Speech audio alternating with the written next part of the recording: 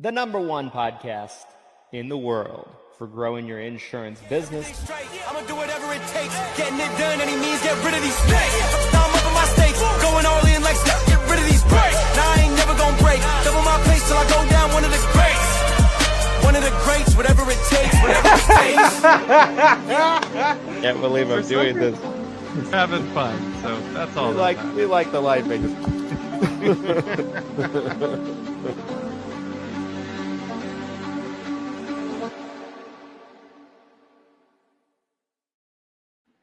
All right, everybody. Welcome back in to another episode of the Seven Figures or Bust podcast. The number one podcast in the world for growing your insurance business. This is episode 177. I'm Christian Brindle, joined with Glenn Shelton. We're talking government shutdowns. We're talking about ACA and everything else in between. Good morning, sir, on a Friday.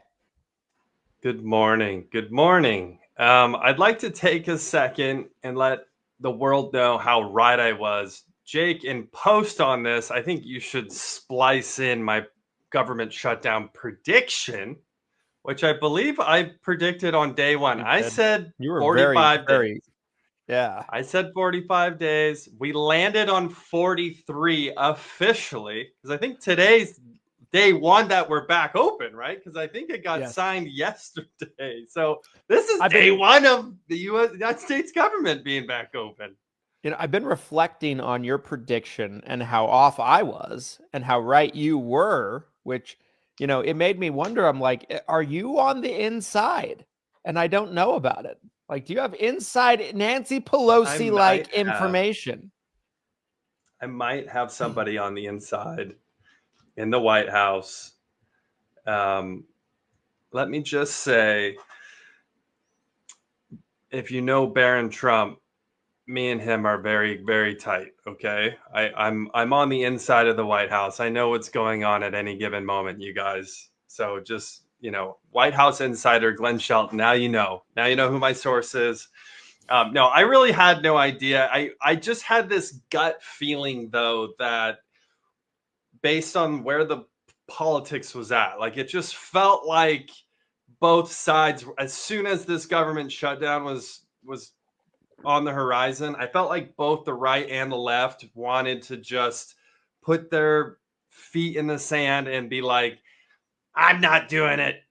And they just didn't want to negotiate at all. Like I felt that in my gut. That's really why I guessed 45 days to begin with. 43, if I had put some money on it, I'd be a rich man right now, but I did not. But yeah, fascinating to see how it went. Fascinating to see how it went.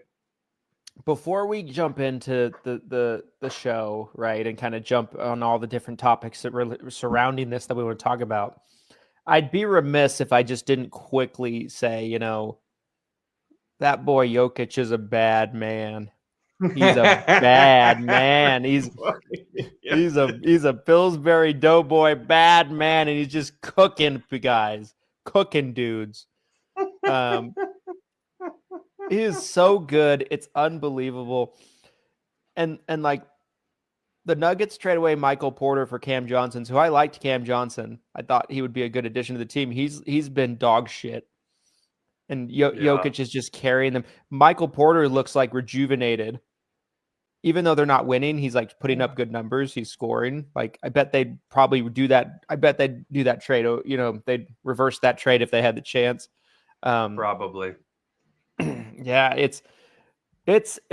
I'm loving the season. You know, I'm trying to watch as much as I can. It's hard with everything going on, but I find myself just looking for the highlights and looking at the box scores, and I get like this. I get shaky. I'm like, can I just tell you my favorite plot line right now in the NBA is, well, one, Nico getting fired was amazing. That was incredible.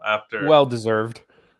Yeah, after how long that whole thing's been going on since the Luka trade. But Bradley Beal getting a hip fracture, which the Clippers have the oldest team in the NBA by average age. It's not even close. you've got Chris Paul, you've got all these stars that are aging, and to have Bradley Beal fracture his hip like someone I who's like a geriatric, I mean, a literal geriatric injury. yeah.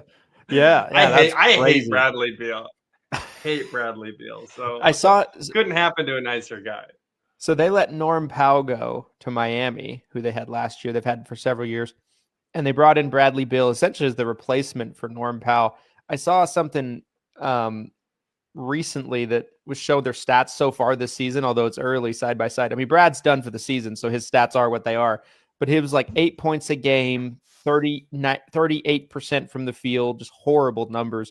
And then Norm Powell in Miami, 24 a game, like 49% shooting from the field, 42% from three or something like that. Like, so they traded Norm Powell, who might be an all-star this year, for Brad Beal. Dude, I was so bummed when the Blazers let Powell go. I thought Powell was really good back then. I honestly feel like he's always been relatively consistent coming off the bench. I don't feel like he's ever really had his moment, but I think he's very productive. He's a very productive player. He was on that Toronto team that won it all and was an important that's right. player for them, That's if I remember right. I forgot if I remember right. Yeah, I think you are right. I think he was on the Raptors. That's anyway. I didn't want to go too far off the rails with that. I just wanted to quickly just mention, I'm watching, Yes, I'm enjoying. Anytime I can turn some Wimby on the TV and lecture my wife about him and with random facts about him, and she's like, he's 7'5". He grew an inch. She's just pissed. She's like, look at that gangly fuck. And I'm like, how dare you? I'm like, how dare you? Okay. We're about like ready to divorce, over that. What happened to your marriage? It was Victor Wembanyama. Okay. I don't believe what she said about him. He had 12 blocks and she had the nerve to tell it. Anyway. Oh my gosh. By the way, matching today, guys. We didn't even talk about this. Look at this. That's absolute right. Twins on the pod today. Okay, so there's a lot to talk about with this topic at hand today, right? That's why we ended up doing a show. We were kind of on the fence if we wanted to do a second show this week. We did one earlier in the week. We decided ultimately to do it because this is a very big story, big developing story. A lot of you guys that do Medicare, you're also doing ACA. We do ACA, so we haven't talked a lot about ACA for a while, so this is an important topic. Before we jump into that, though, let's talk about the sponsor of today's episode, shall we? Guys, episode 177 of the Seven Figures or Bust podcast is brought to you none other than the Seven Figure Medicare Agent Summit. Guys, I don't know if you've heard, but a lot of the events that have been going on in the industry for years are gone next year. That's right. Put a fork in them. Gone. You don't have that many options left. The summit has always been the best event you could go to, bar none. I hear it year after year after year. I hear from people that go to other events and the summit, and I've heard from people that go to all the events. There's no event that's better than the summit when it comes to content, speakers, no pitching from the stage, just straight value. You walk out of it just rejuvenated, more ideas than you can even handle. Your head's about to pop. I think I saw someone's head pop walking out of the hotel last year or this year. They're walking out of the hotel. They're just like, their head's swollen. They're like, and I'm like, are you okay? And this head just blows up. Now, we're going to try to avoid that this next year for you, but tickets are limited. Salt Lake City, June 15th through the 17th, guys, get your summit tickets. They're only $400 a pop for the number one event in the country, and you don't really have that many options. So get your butts to Salt Lake City. We'll see you there. Get your tickets while you can.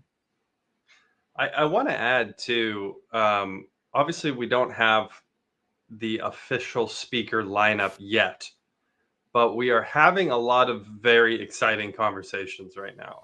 I wanted to throw that out there. I think we're going to have some really exciting and different speakers this year than we've ever had.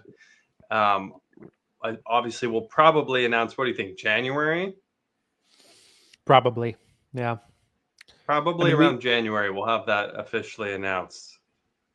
And we have a few speakers that we've booked. We have others that, like Len said, we're having a lot of really exciting conversations about. I feel one of my favorite parts of the summit is kind of putting together the speaker lineups. You know what I mean? Like putting together names of people that we would like to have on the stage.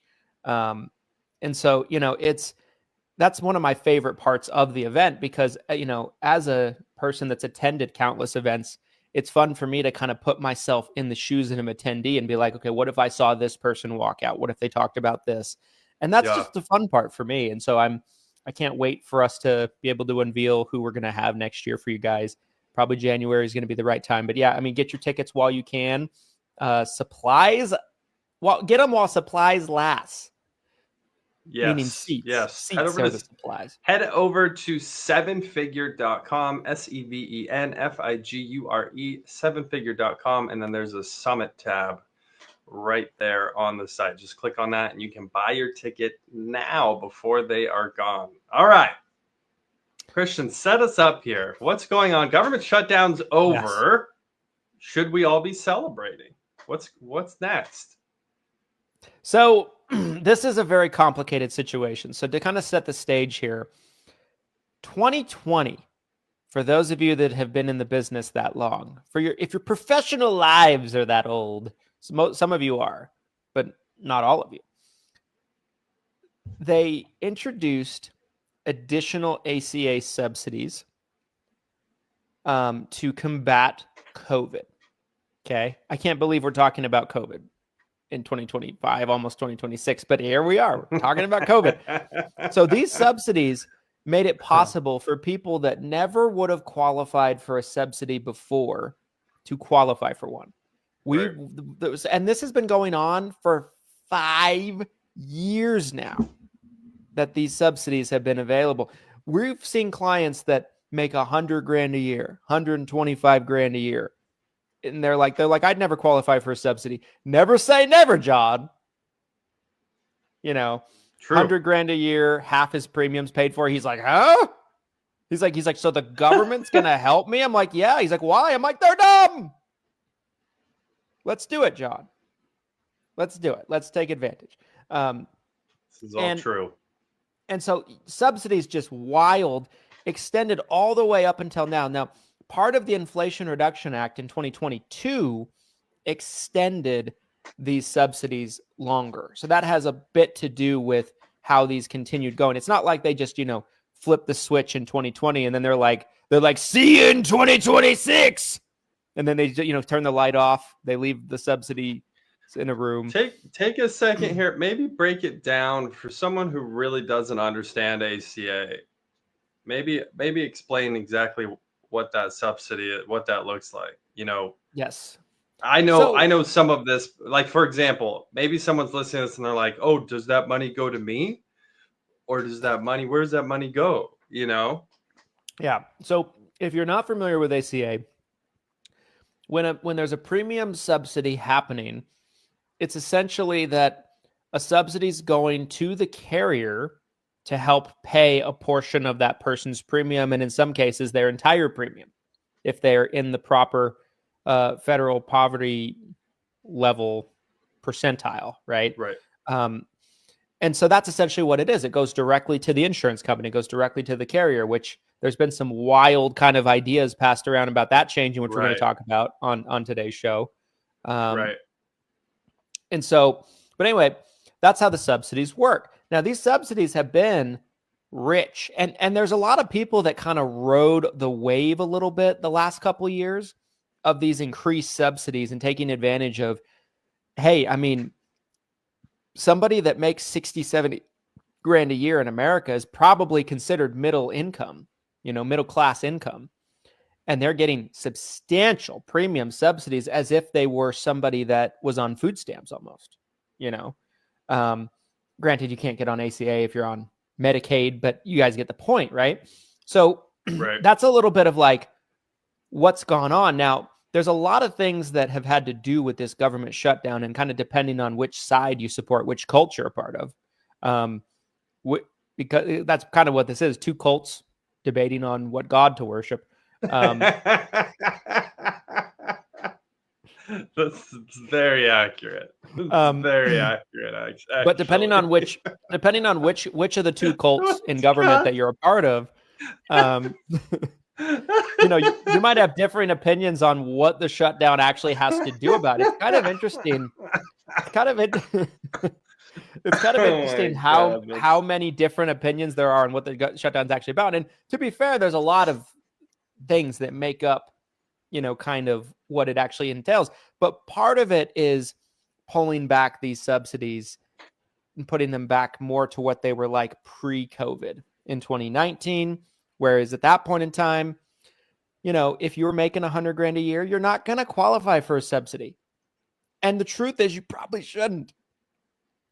And so that's a big part of it. So the government, anyway, that's almost like setting the stage. That's a portion of what this government shutdown has had to do with.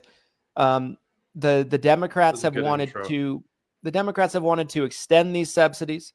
The Republicans have wanted to pull back these subsidies. Certain elements of the Republican Party, including the president, have wanted to just completely get rid of the Affordable Care Act altogether and throw the baby out with the bathwater. And we'll talk about that. But yeah, so the government shutdown comes to an end, but that's almost like essentially like what's been going on leading up until this point. Where do we want to go from there? Do we want to go into? So I have a video I want to share that kind of highlights where we're at right now. Just like 3 minutes that I think is interesting. The other thing I wanted to mention too is the compromise that ended up happening that ultimately led to the end of the shutdown. I think this is important to mention because this is directly related to ACA and these subsidies that we're talking about. Essentially, the Democrats said, hey, we'll go ahead and agree to move forward without these subsidies now, but you have to promise you'll vote on it later. Which my understanding is that they don't even necessarily have to vote on it later. Like there's no official mechanism that's going to legally hold them to forcing them. So maybe we don't even have another vote on these subsidies later. It sounds like it might not even happen. But what's important to understand is that as of now, legally, these subsidies are gone. Yes. What we were seeing towards the end of the shutdown, as November 1st rolled around and ACA open enrollment started, there was kind of this shock factor among consumers and agents and brokers alike, where people were looking at some of their premiums and they're just like, what? Like, what is going on? Yeah. Okay. So that being said, let me share my screen and I'll share this quick little clip. Probably just watch like 2 or 3 minutes of this, and then we'll continue this. We'll kind of see where we go. All right. Can you see my screen, good sir? I can. This is an issue of right and wrong and trust in government. I thank you, and I yield back the balance of my time. Thank you, Ms. Bonamici. Ms. Ansari, you're recognized. Thank you, Madam Chair. Welcome back from your 8 weeks of taxpayer-funded vacation. It's good to see you, and I hope... I'm going to interrupt you. I'm going to interrupt you, please. I am sick and tired of hearing you all say we had an 8-week vacation. That's exactly what happened. I worked every day. I know about you. I don't want to hear another soul We all say work that. every single day, and that's exactly what happened with Speaker Mike Johnson. You're recognized. I hope that you all enjoyed yourselves while American families looked at their letters from their health insurance companies, terrified that their insurance premiums were going to double or triple while the House was out of session for 53 days. That is unacceptable, Madam Chair. Now, we are back here to vote on a terrible partisan spending bill that will deepen a healthcare crisis that you did create. by first stripping away Medicaid from 15 million people. That is a fact. I'm sorry that you deny that fact, but that is a fact of the matter in the bill. And by refusing now to extend the Affordable Care Act, healthcare premium subsidies that keep coverage affordable for American families. And you also did all of this while engineering the most unprecedented transfer of wealth from the working class and poor Americans to the wealthiest people in this country. That is another fact. The Republican shutdown lasted 41 days. It is the longest shutdown in American history. 41 days of unpaid federal workers and families losing access to food assistance.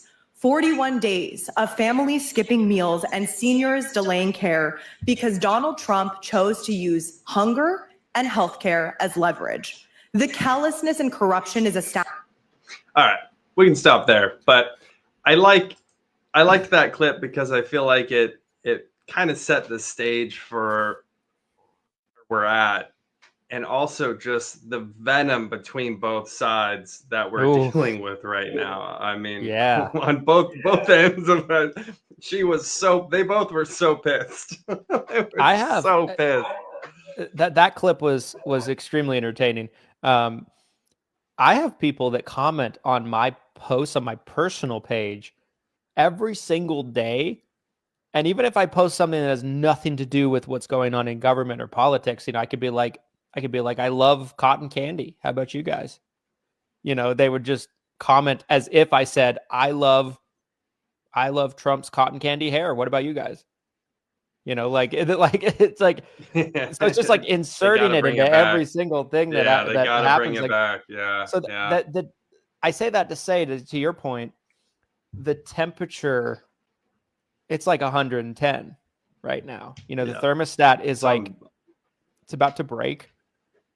It's unbearable. It's unlivable. So I think this is a pretty complex situation that we've kind of painted ourselves into the corner of, this whole subsidies situation. That's, do I agree that COVID subsidies should have ended a long time ago? Yeah, they probably should have, like you said. I think it's a pretty complex problem, though, because the cost of healthcare and the cost of these premiums has skyrocketed, and to the point where a lot of Americans now are having to look at their budget and say, can I actually pay this? Or am I going to have to kind of just toss this out entirely because, I can't afford it? There's a lot of aspects to this that we need to jump into and we need to break down. Yeah. I'll lay out the ones I'm thinking of. Tell me if I miss any, and then let's decide which direction we want to go. Okay. So number one, maybe we just start here. All right. If that works for you.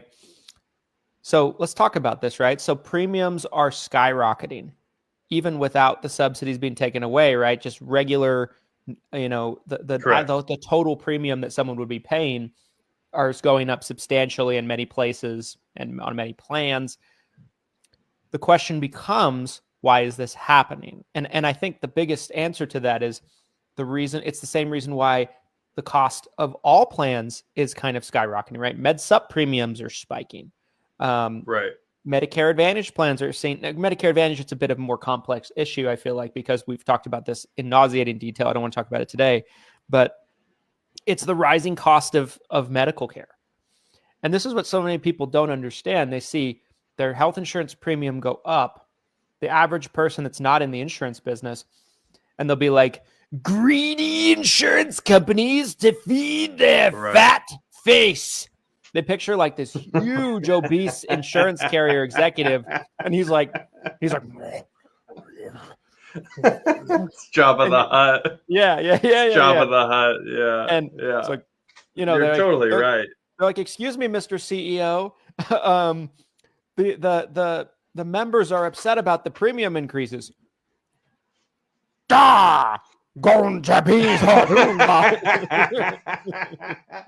We talked on the show before about kind of the PR nightmare that a lot of these carriers have to deal with, right? It is this stereotypical like insurance executive. Like there's like a visceral reaction that the average person has to that phrase, insurance executive, right? There is something to it where they just think there's pure greed at the top. And now, mind you, there are shareholders and there is some corporate greed happening.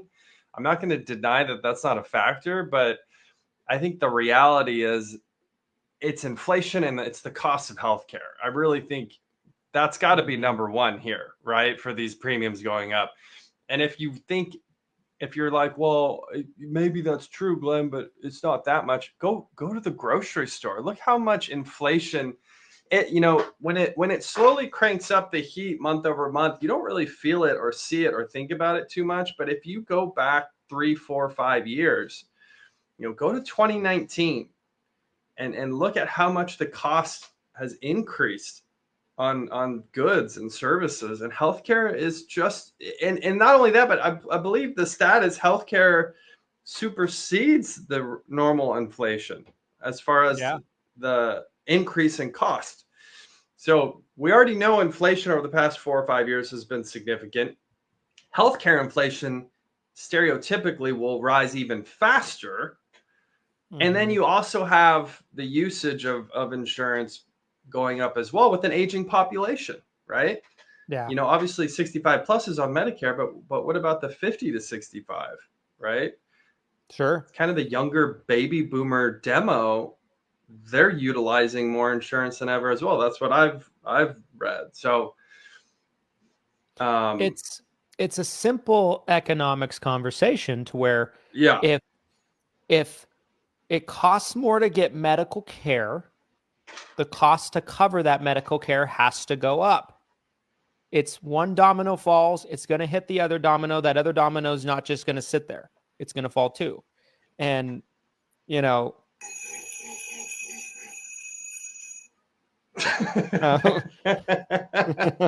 like a rotary phone.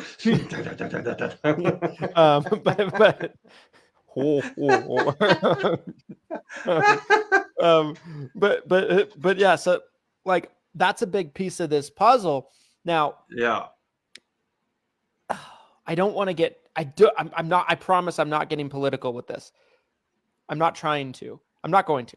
Not that I'm not. But this is also. This is the intersection we're at, though, right? Is like not only did these subsidies go away, but these premiums were going up no matter what, right? So you have the premiums rising plus the subsidies going away. That's what's creating this crazy gap, right? Well, here's where I'm going with this, right? Okay. There's a question that needs to be asked that hasn't been asked for 15 years. Because how long has ACA been in place as law? 2009? Yeah, 15 years, 16 years, something like that, 17 years. Does the model work? Does the model work from the beginning? The model from the beginning, we've talked about this on the show, was no health questions. Everybody has to have guaranteed acceptance. Pricing becomes unaffordable. Well, the way that was fixed is subsidies started coming from the government, but that's unaffordable from the government's perspective, right? That adds a huge amount to our deficit. It's never been a really great setup, in my opinion. I don't know if any of the audience would agree with that, but it's like, this is going to sound horrible. Was it better before? Because before, if someone was healthy, they could get a lower premium. If someone was unhealthy, they could be put in a different rate class. I don't know. I don't know the answer to that. It was definitely more sustainable from the insurance company's perspective. Now, the insurance companies had a lot more power to kind of do whatever they wanted. So from that perspective, it's probably wasn't better. It was probably worse. But this kind of leads me into this next part of the conversation. There's a lot of conversations happening now that the ACA, the Affordable Care Act, needs to be repealed and replaced. Trump ran on this his first time running for president. Just nothing ever really happened with it. But he's talking about it a lot now. the concepts of a plan, right? That was the Yes. first term. Right? I have concepts of a plan.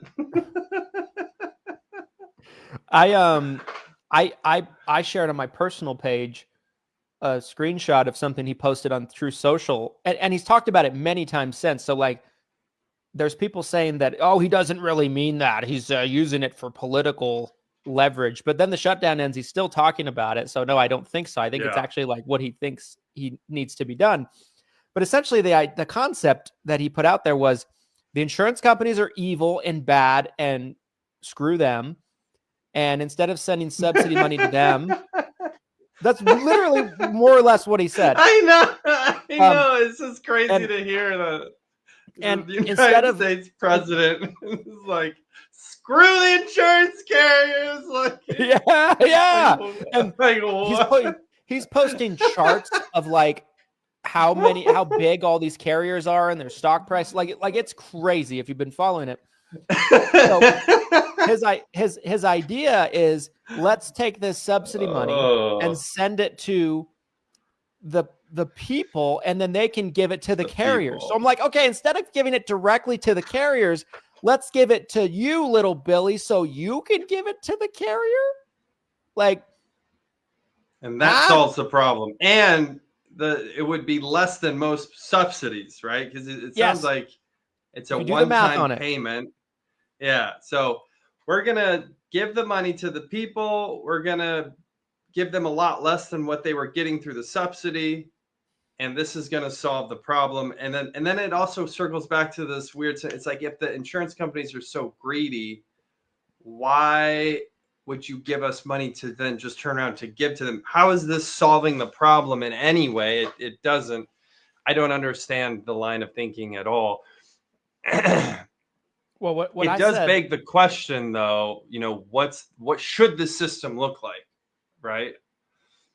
Yes. And that to me is the bigger question, because if we can acknowledge that there's an issue with ACA, and the only way to solve the issue is to dump piles of money on it, which I don't think is sustainable long term, right? What does the system have to look like? And that's the tricky part of this. I made the comment about what Trump had said. Again, I'm not trying to be political, but like, I made the comment that like him talking about it in this way just shows that he doesn't know anything about insurance, like absolutely, positively nothing. And we already knew that. Couldn't agree more. Right? Like, in his first term, I told the story about, he did this like speech about how great Medicare Advantage was, because they were trying to expand Medicare Advantage. And he brings up seniors to talk about how great their Medicare Advantage plans are. And every person he brought up had a Meds Up, and he didn't know the difference. I remember that. Yeah. So like the person goes up, he's like, I had no copays, no deductibles, no out of pocket. It was great. And Trump's like, how about that? No out of pocket, great Medicare Advantage plans. And like, I'm sitting there, I'm like, he has an F. He has a plan F. I'm like, I'm screaming at my screen, and but like, I need to get the White House on the phone right now. This needs to be corrected. This needs to be corrected. Oh my God. But yeah, I mean, like, it's it's always been an issue with ACA, is my point, for 15, 16 years. The only reason it ever got to a point where it was maybe even looked at as a little bit more lucrative for the carriers to be in this business, it's been, feasible for Americans to buy these plans, is when they just dumped piles and piles of money to subsidize it on top of it. But is that the long-term viable solution or the answer for that program? I don't know. I mean, so I guess that probably not is my answer. So,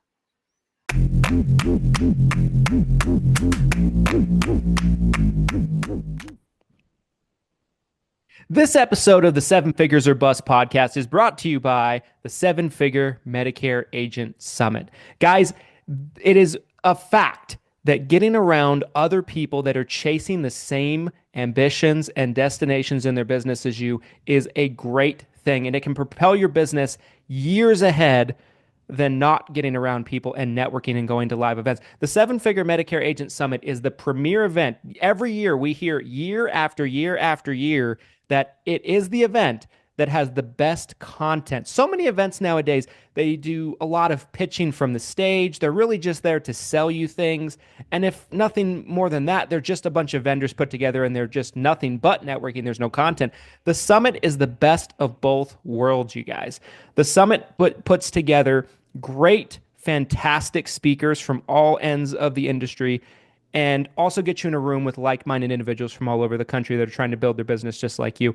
The summit this year is taking place in Salt Lake City from June 22nd to 24th at the Hilton Hotel. We still have tickets available. We'd love to have you come out for the event. We are over 50% sold out at the time of recording this, but get your ticket now while you can. This event will sell out, and we'd love to see you there in Salt Lake City.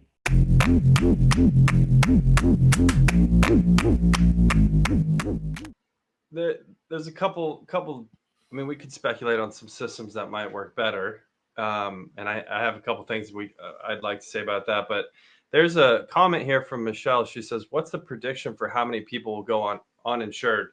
Guys, Freebie Friday is happening today. Today, it's Friday. I know it's that point in AEP where you wake up and you look out the window and you're not sure where you are or what time of day it is. It's just a goulash right now, and I couldn't agree more. But it is Friday. If you didn't realize that, happy Friday. Freebie Friday is happening. We will be giving away tickets to the summit. I don't know how many yet, but if you comment on either today's stream or Monday's stream, you will get entered into our giveaway, and that will be announced later this afternoon. So comment below, tell us your thoughts, tell us what you're thinking, hashtag team replay if you're watching the replay of this. But yeah, back to Michelle's question, what's the prediction of how many people go uninsured? If things stay the same and these subsidies don't come back, which, just like you told the team internally yesterday, I couldn't agree with your messaging to the internal team yesterday more. It was just like, listen, guys, I know everyone's in shock with what's going on, and a lot of us want to kind of wait around, be like, oh, don't worry, we'll get these subsidies back later. But the reality is this probably won't come back, at least for now. It looks like it's gone at the moment. So operating any other way would probably not be likely. So how does that going to affect, the under 65 health space?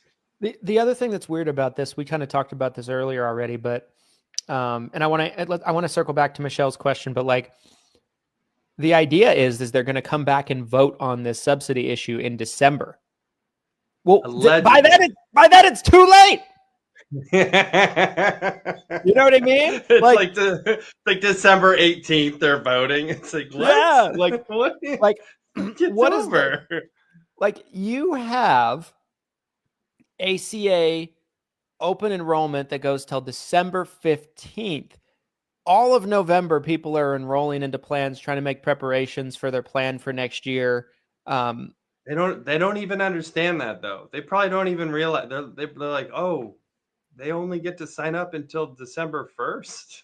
Like, December 15th. December 15th. Right, December 15th. Right. That's what I meant. But yeah. Anyway, that's a big part of this. Like this no matter what the system looks like, I believe that the government should regulate it, because otherwise I think it's possible for insurance carriers to kind of, manipulate things in a really bad way, which we've seen historically in history. I'm not against there being regulation and barriers put into place, but I think anytime you take the insurance and you put it too heavily into the hands of the government, the more fucked up it's going to be, because the government doesn't understand insurance. How can they solve a problem they don't understand? They can't. Yeah, they can't. So what do you think about the number of uninsured individuals going into 2026? What are your thoughts on that? I don't have an exact number for you, but I think it will be a record high, a record margin of people will be uninsured. What would you guess? Maybe we could even ask ChatGPT or Google this, but what was last year's numbers percentage wise? Would you guess? for I have no uninsured? idea. I actually don't know. That's a great question. Let's ask Chatty G. Yeah. Ask Chatty G. Hang on. I'd hang on, like hang to on. know because. Hang All on, right, hang on, here we hang on. go. Christian's best friend, you guys. So tell me this. How many people went uninsured in America in 2025 or 2024? Either year is fine. Thank you.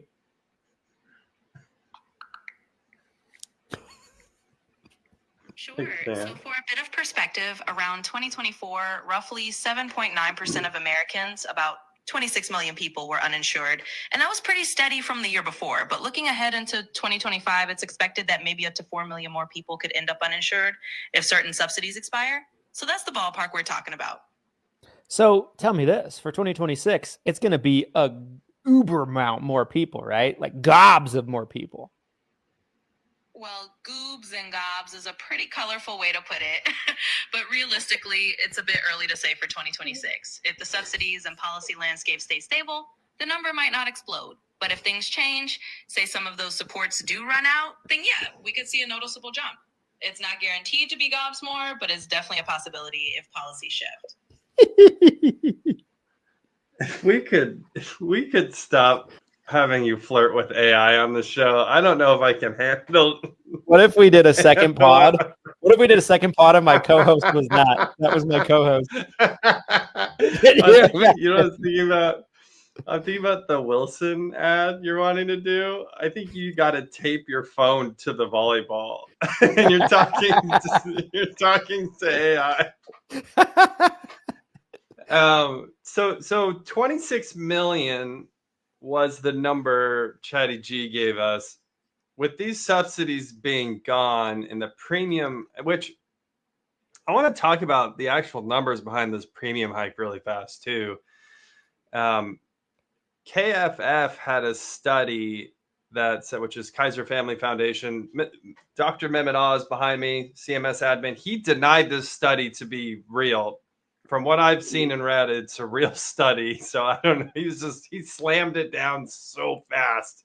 Wow. And he's like, that got retracted. That got retracted. That's not a real study. But they said that the national average premium increase is about 115%. So you're looking at a doubling. Wow, that's a huge number. 115%. Is what the between the subsidy loss and the premium increases. That's what the average American's looking at paying more. So you're talking about a huge amount. So to really finally circle back here to Michelle's question, like how many people are going to go uninsured? I mean, I wouldn't be surprised if we see that number almost double, right? I mean, we could be looking at 40 million Americans going without health insurance in 2026, which is a crazy huge number. I mean, you're talking about more than 10%. More than 1 out of 10 Americans not having health insurance is crazy. Can I just mention something? Please. We are going to see a return and a surge of short-term medical plans. The return. Oh! The prodigal son returns. All states like, like there's like a sun coming up behind it. Manhattan Life, affordable choice, guys. You need to have this in your tool bag. If you don't, reach out to us. We can get you hooked up with the contract. But yeah, I mean, there was a time there before the ACA subsidies got crazy that for us anyway, in our office, we were probably doing just as many short-term medical plans as we were doing ACA plans because the premiums were so much lower. And for people that were healthy and wealthy is what I would call them, the healthy and wealthy crowd, they were great alternatives. And the reason why I say healthy is because those plans natively have limitations in their coverage, right? They don't cover pre-existing conditions. They don't cover a lot of preventative care. They don't cover like cancer and stuff like that. They have limitations, but they're more like catastrophic coverage. But they would be like half, if not a third of the premium of an ACA plan without a subsidy. and if someone didn't qualify for a subsidy, which far less people are, it was a really viable option. We were seeing a boom in those types of plans. The Biden administration kind of kneecapped them because you could get a plan for 24 months, essentially, in some places more. And they would be like, the Biden administration was like, oh, you can only get it for 3 months. Screw these plans. Like they went on the offensive, right? Yeah. Well, that's been kind of taken back now. I believe the Trump administration undid that, and now you can get 24 months of coverage again. So to me, I think it's going to go back to what it was circa 2018, 2019, where like ACA is there if you can get a subsidy, if you have health problems, things like that. But a lot of people might need to be thinking about these ACA alternatives. Like we were already kind of living in this world before. I couldn't agree with you more. I could see where if you're in a situation where you can't afford a premium, but you still need something, you might want something like a catastrophic plan. You know, I bet Medishare, you know, whether you love it or hate it, you know, no matter what side of the spectrum you're on with like the Christian Medishare programs, right? I wouldn't be surprised to see that take off in a big way, because a lot of times those are a cheaper alternative, not really insurance, but it's something that people turn to. I did find the article. I wanted to show this really fast, so I have my receipts here on this because I thought this was really interesting. I saw the news clip where Dr. Oz was a reporter basically quotes this article from KFF and just immediately he's like no, that got retracted. It did not get retracted. It did not get retracted. So this is the the tax credits that are going away, right? That we talked about. So, you know, the 400%. And here's the exact line. In other words, expiration of enhanced premium tax credits is estimated to more than double what subsidized enrollees currently pay for annual premiums, a 114% increase from the average of $888 in 2025 to $1,904 in 2026. I think one thing to keep in mind with this too, because I've seen people pulling out all sorts of different numbers and quotes, like it's not going to be the same for everybody everywhere. So some people might see a little bit of an increase. Some people might be seeing an increase even bigger than this, right? Obviously, if you have a lot of dependents too, like that can change as well. But I mean, there it is. Like that's what we're talking about today on the show. It's right here. This is what we're dealing with. We are driving off this cliff and into this wall here. So I mean, I don't know what else. I don't know what else to say. Like, I guess that's our thumbnail right here. This is the that image right there. Yeah. For the video. That's gotta be. That is so bananas. Yeah. I mean, yeah. That is really what I think is where we're headed, right? Like, again, my team was doing 2019, and back then a lot of it was me producing it because I was still writing a lot of business back then. We were doing just as much of these ACA alternatives as we were ACA plans. It was probably like 50-50. And guys, those short-term medical plans, they pay freaking ridiculously well. And guess what the compliance behind those are? It's not There a they are, Medicare Teddy. Advantage plan. Yeah. It's not a Medicare Advantage plan. I'll tell you that much. Nope. No scopes over here. I love how you turned into Mr. Krabs the second I got brought up. You're like whoa. You're like, there is no compliance. No compliance. Hang on. I like money. Hang on. I'm gonna find it. Okay, you ready? Yeah. First of all, congratulations, Mr. Krabs. Hello, I like money. What inspired you to build a second Krusty Krab right next door to the original? Oh, here we go. Money.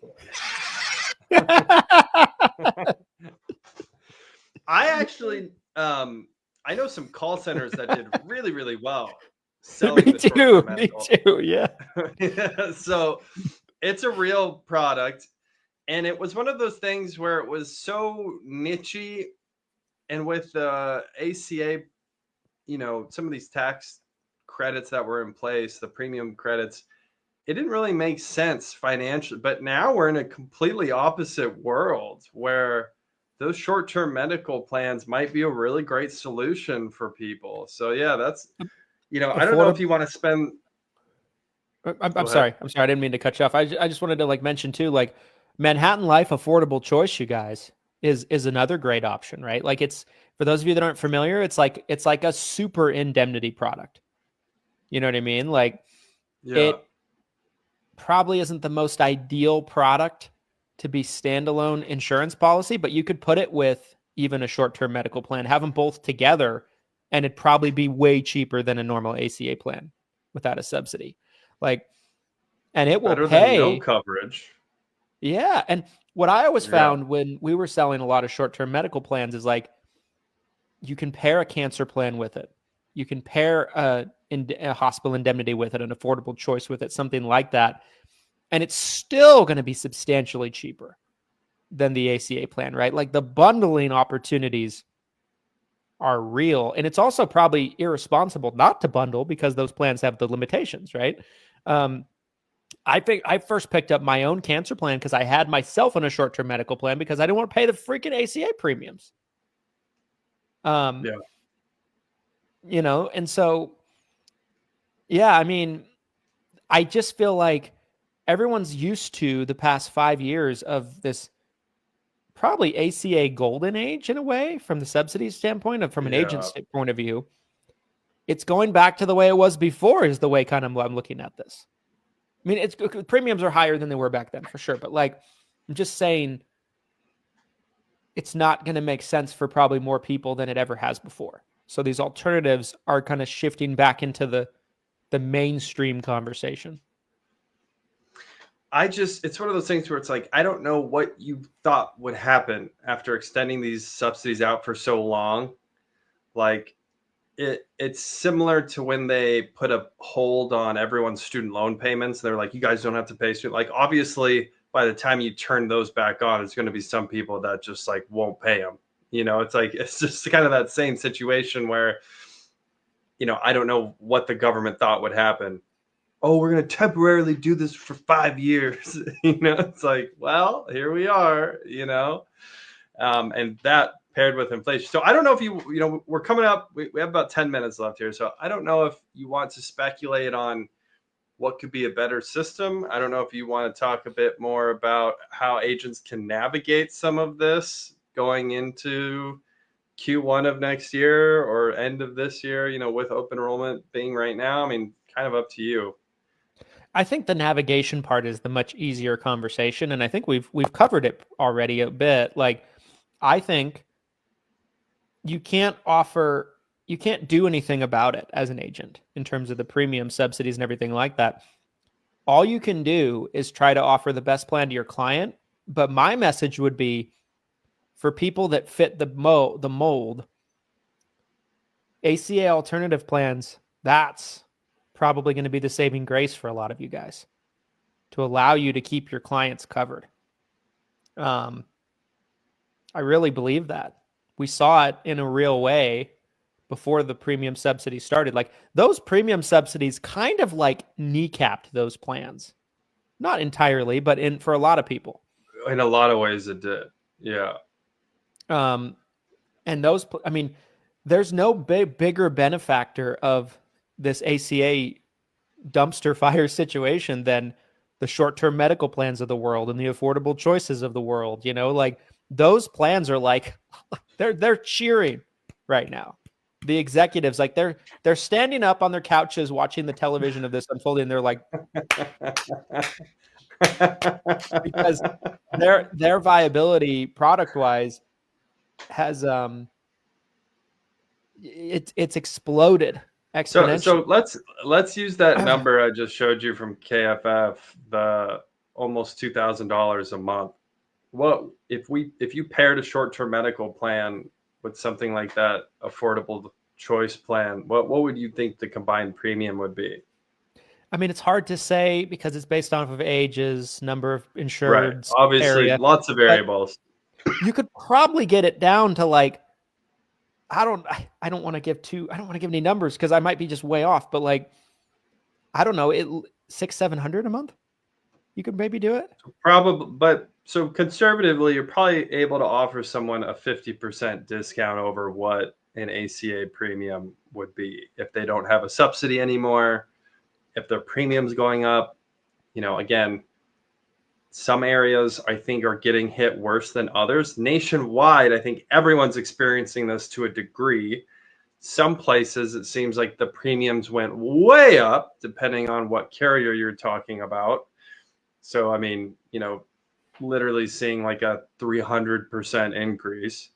Some places, maybe it didn't go up quite that much, but I don't think that KFF stat was that far off. So, yeah, interesting possibility of these alternative plans, coming back to life. And maybe this gets to, maybe it's a short-term solution, right? Maybe subsidies come back 12 months from now, 24 months from now, or maybe the whole system gets overhauled. What I was going to say about what I do think Medicare works a lot better than anything I've ever seen in the under 65 market. I'm a huge fan of that idea of Medicare for all. I think the scary part with Medicare for all, that a lot of people, when they hear that, they think that it's almost like a one-payer system. But I mean, having something like an Advantage plan that people who can't afford that premium, right? But at the same time, there is out-of-pocket costs that they're going to be responsible for if they actually go use that plan, or having something like, Medigap. The problem is, though, there's always going to be government involved. Like that's the part that drives me crazy about, is like the government's already so intertwined with health insurance at this point. I don't know what you do, like whether you're talking about the subsidies that are going away, or you're looking at something like Medicare that they're heavily involved in. I don't know what the best solution is, but regardless, I still stand by Medicare's seems to work so much better than anything in the under 65 market. I think the biggest challenge it depends on like what version of Medicare for all we're talking about, because there has been politicians that have, campaigned on the back of a concept of Medicare for all. But when you actually look at the details of what they're talking about, it's not Medicare at all. It's single payer. So yeah, I think that's a slippery slope to where that very easily turns into single payer. Now, if you're talking about like a Medicare system where every American citizen can get it and they can get on a Medicare Advantage like plan, the problem with that is the financials, right? Like they can't even pay for it with seniors getting onto it, and a very small percentage of disabled people, and that's with people paying in their entire working lives, right? FICA taxes, and it's still bankrupted, and people still have to pay $185. They still have to pay $206.50 for Part B, whatever it's going to be next year. Right. I think we go to like 80 trillion in national debt if we try to do something like that. I think that's the problem. 80 trillion. You heard it here first. Those are real numbers. 80 trillion. I believe it. I would 100% believe it, because 80 trillion. You're talking about taking the Medicare population from 65 million, whatever it is today, to 350 million. Right. Like, I think there's no way. I just don't see it. The actuary tables change though, right? Because that under 65 demo is a lot healthier, right? They shouldn't have to use their coverage the same way, but that's the difficulty regardless, though. I feel like of what direction this goes is like the government's essentially put themselves on the hook for at least some of this, no matter what direction you so it's just how do you figure out what's best? I mean, and again, Medicaid, right? Essentially, if you are very low income or no income, if you're homeless, right, or you have no income or you're very low income, you can qualify for Medicaid without being a part of, the over 65 Medicare crowd. And that is kind of its own system of people getting free health insurance from the government. Sure. So yeah, it's so convoluted at this point. Just give them 2,000. Give everyone $2,000. Just give everyone 2,000. Just send the checks. Send the checks. Yeah, and then sign up for your 50-year mortgage, Glenn. Yeah. I'm gonna extend my mortgage. I want give me my $2,000 check. I'm done. 50-year mortgage. I want my ACA premium subsidy put in my account so I can spend it and give it to the carrier. I'll give it to the carrier and then pay the premium. my 1 month. I mean, that's the thing. Look at those stats. If the average premium is almost $2,000 a month, you're talking about a check that covers 1 month. We'll pay for 1 month of your health insurance premium. Here's your $2,000 check. That's essentially what the president was floating for his healthcare system. The last thing I'll say about this, and then I think we should move into final thoughts because we're at top of time. But imagine the fraud that would be involved in that. Remember all the things that Doge brought to the surface, like people that are 350 years old getting Social Security checks every month. Like imagine the fraud and the incompetence of the government sending those ACA premium subsidies to like people that are dead and things like that, and like someone in Africa is collecting it, or in India or something. Like I definitely think so many problems. The money, if there's any money exchanging hands, it should go direct to the carrier, right? Yes. Yeah, I'm like paying the people to have them pay their premiums is like, I'm like, this is so dumb. I'm like, that doesn't make any sense to me. So, but yeah, we're at top of time here. So, Mr. Brindle, why don't you jump into final thoughts? Tell us what your thoughts are on this episode. Yeah, guys, my final thoughts is, hopefully this kind of gave you a catch up if you're not sure what's going on the ACA side. My advice would be don't hold your breath. Don't wait for the government.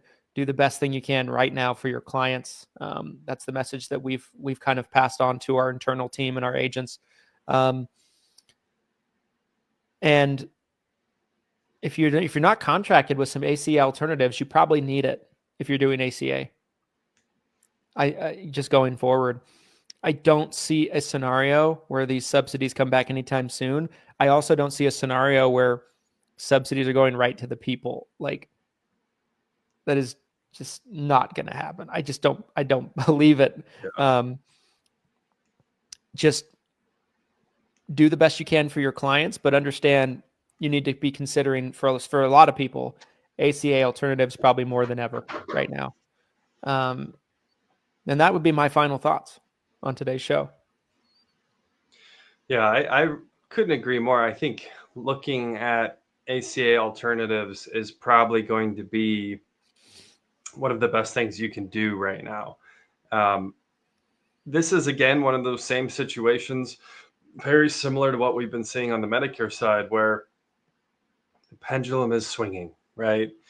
So, we've had this time period now for a while with these extended subsidies where an ACA plan made sense for almost everybody. Like you'd be foolish almost not to get on it. You'd be foolish to offer sometimes. I mean, because again, this is what I saw with some of these short-term medical plans over the past few years with the ACA subsidies being as high as they were.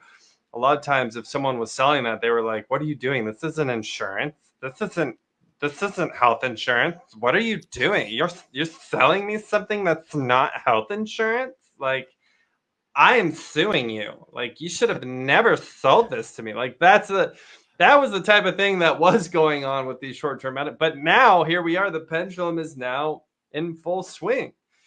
These ACA plans for most likely, I'm going to go out there and say potentially up to 20% of Americans are going to really struggle to pay these types of premiums.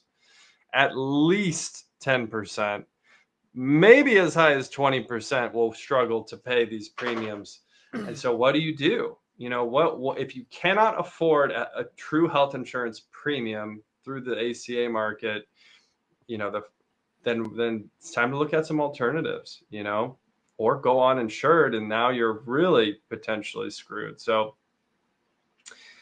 I do think things will continue to swing back and forth, though. I wouldn't be surprised if, and again, this is just how the government works, right? The right, and then the left, and then the right, and then the left. I wouldn't be surprised if all of a sudden, you know, midterms next year swing around, we get more Democrats in office, and all of a sudden some type of subsidy is back on the table. And then maybe ACA becomes more affordable. I don't know. It's all speculation at this point, but I do stand by what Christian said and what he told the team internally yesterday. Is like, if you're like waiting around right now thinking, oh, the government's going to get these subsidies put back on and we'll all be fine, and I'll just talk to my ACA clients in a month. I don't think so. I think you need to evaluate the situation with the facts we have today, because it's probably not going to change. So those are my final thoughts. Again, you guys, Freebie Fridays happening at the end of today. So later this afternoon, we'll announce the winners. We're going to be giving away free summit tickets, baby. Free 7-figure summit tickets. Come join us in Salt Lake City, June 15th to the 17th, 2026 at the Hilton. It's going to be amazing. We had a great event there last year. We already have a great event planned coming up this next year.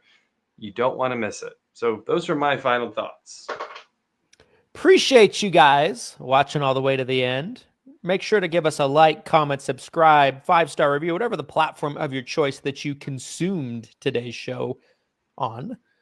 And we'll see you guys on the next one. Here's to your massive success. Appreciate you guys. And bye.